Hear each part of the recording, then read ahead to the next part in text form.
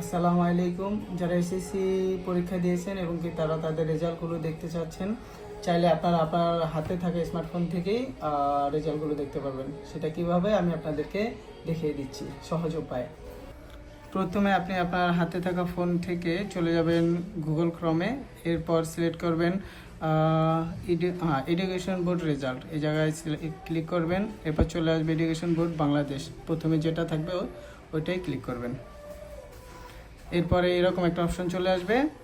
আপনারা আপনাদের এই জায়গায় যে সকল ডিটেলসগুলো আছে এগুলো পূর্ণ করবেন।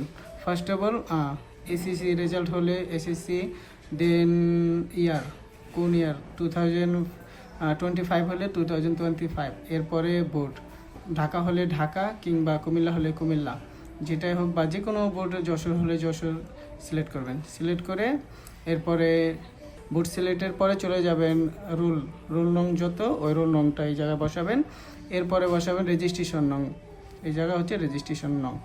এরপরে দিবেন হচ্ছে এই যে জায়গায় থাকা 3 + 5, সো টোটাল 8 হয়, এটা যোগ করে এই জায়গায় 8 দিবেন।